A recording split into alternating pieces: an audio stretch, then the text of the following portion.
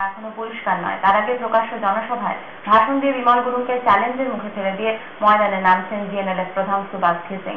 আগামীকাল শিলিগুড়ির বর্ধমান রোডে শিবম প্যালেসে জনসভা করছেন তিনি।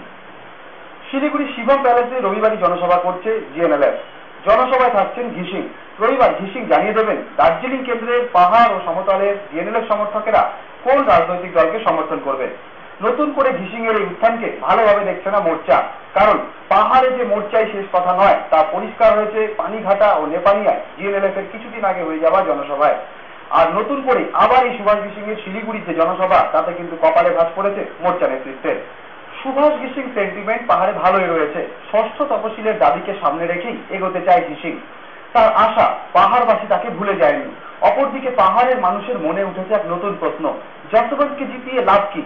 বিজেপির পক্ষে সরকারে আসা প্রায় অসম্ভব। ফলে পাহাড়ের মানুষের দীর্ঘদিনের দাবি সেই গোর্খাল্যান্ড আখেরে মিলবে কি? এই বড় প্রশ্নচিহ্নের মুখে কিন্তু এখন পাহাড়বাসী। রবিবারের জনসভায় ঘিসিং কি বলছেন এখন সেটাই দেখার। ঘিসিং সবসময় সমর্থন করে থাকেন কংগ্রেসকেই।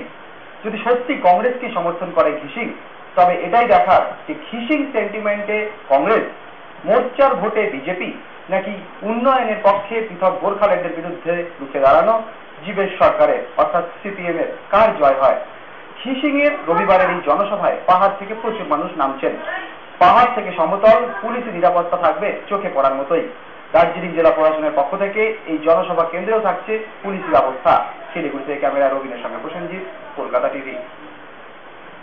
দীপা দাস মুন্সির হয়ে প্রচারে নামছেন